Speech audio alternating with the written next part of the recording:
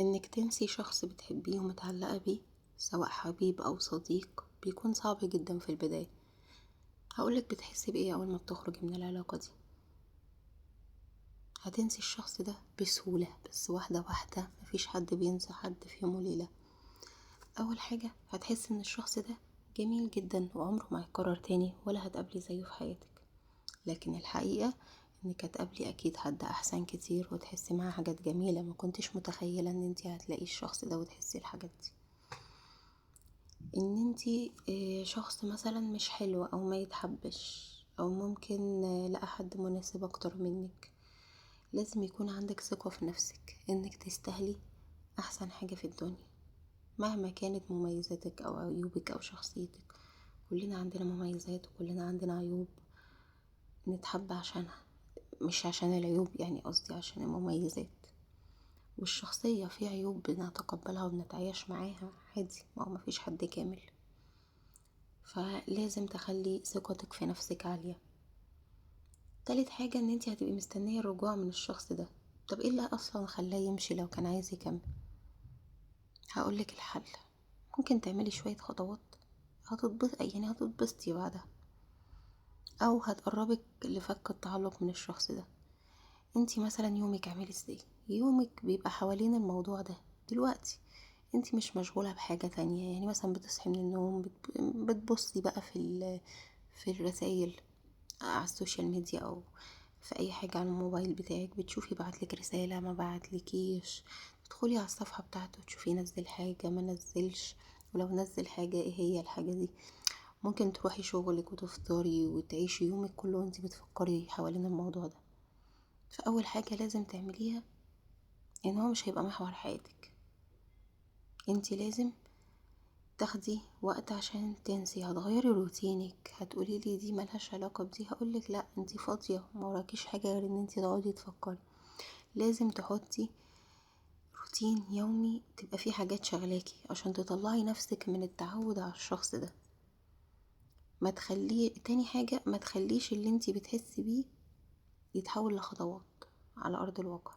بمعنى انك تراقبي نفسك كده وتبقي قاعده مركزه مع نفسك، انا بفكر في ايه، ومش عايزه بقى اللي انا بفكر فيه او اللي انا حاسه فيه او منفذه. يعني انا مثلا حاسه ان انا عايزه اكلمه عشان اتعود يكلمني، بس هو متصلش، فانا عايزه اقوم اتصل بيه او مفتقده المكالمه أوي. ماشي، انتي حاسه كده، حقك، واي حد مكانك هيبقى حاسس كده، بس ما تقوميش تنفذي الفعل بقى. لو هو متصلش ما تتصليش. لا، راقبي تصرفاتك وما تخليهاش تتحول لافعال خالص. السبب اللي عايزه تنسي الشخص ده عشانه، مش عشان مثلا ما بقاش يحبني ولا ما بقاش مهتم، لا، حطي سبب عقلاني، سبب يخليكي فعلا تنسيه. لان انتي لو قلتي مثلا ما بقاش يحبني، لا، هتقعدي تفتكري المميزات بتاعته. لا، ده كان اوقات بيفرحني، كان اوقات بيبسطني، كان اوقات بيقولي كلمة اي كلمة بتحبيها، يعني حاجة حلوة. لا، هو سابني عشان، او عايزة افك التعلق بيه عشان هو مثلا عنده عيوب كتير، وعيوبه دي هي اللي نهاية الموضوع. ممكن تكتبي العيوب كده وتحطيها في ورقة قدامك عشان تبقي شايفاها، تبقي شايفة ان انا، لا، انا لازم انهي الموضوع ده علشان خاطر العيوب دي. فهي الإرادة هي اللي هتخليكي تعملي اي حاجة في الدنيا. تنسي حد، تفكي التعلق بحد، تنجحي في حياتك اصلا، تطوري نفسك، هي السبب في كل حاجة. الحاجة التانية واهم خطوة، ترتبي اولوياتك. انا قلتلكوا في الاول لازم نحط روتين. بدل ما تدخلي الصبح تدوري هو بعتلك رسائل، لا، قولي النهاردة انا مش هفكر في البني ادم ده. انا النهاردة ان شاء الله يوم حلو. ابدأي كده برسالة تفاؤل. ان شاء الله يوم حلو. ايام ربنا كلها جميلة، بس احنا اللي بايدينا بنحط افكار سلبية نخليها مش حلوة. بجيب حاجة منكدة عليا اقعد افكر فيها واليوم يقلب وحش. او انا اللي بايديا افكر في حاجة كويسة.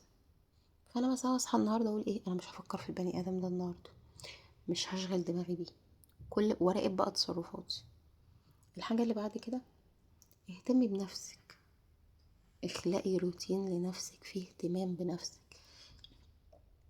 ده مش هيخليكي ابدا ندمانه ان الشخص ده خرج من حياتك. يعني مثلا انت لو جاتلك واحدة صاحبتك بتقولك انا عندي المشكلة اللي هي دي وعايزة ابطل اتعلق بالبني ادم ده، هتقولي لها ايه؟ هتقولي لها اول حاجة إيه؟ لا فكي كده وخرجي نفسك من الموضوع وتعالي نخرج ونهيص لا لا لا، سيبك من الكلام ده خالص. انت اما تعملي مع نفسك كده، احنا شاطر ايه، احنا حاجات كتير قوي شاطرين فيها مع الطرف الاخر.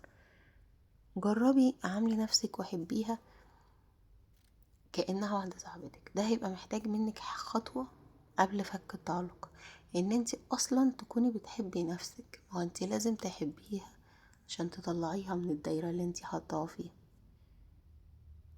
مفيش حد في الدنيا مهما روحتي لأي لايف كوتش، لأي حد في الدنيا، مفيش حد هيساعدك. انت اول واحدة هتساعدي نفسك، لان الإرادة هي اللي هتخليكي تتحركي. فياريت النقط دي تكون فادتكم، علشان حتى لو على الأقل بنسبة هنفك التعلق بالشخص ده.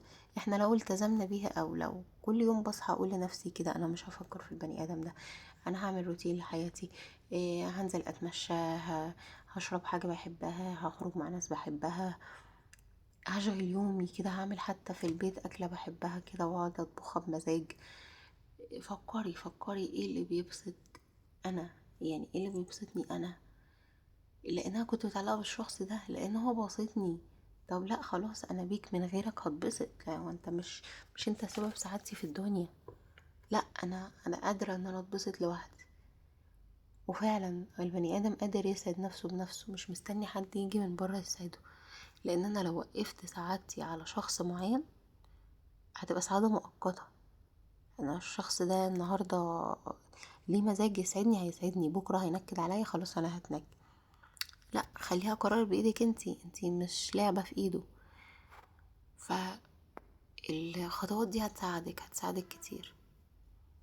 ولو عايزين تسألوا على اي حاجة، رقم الواتساب هحطه لكم في اول تعليق مثبت.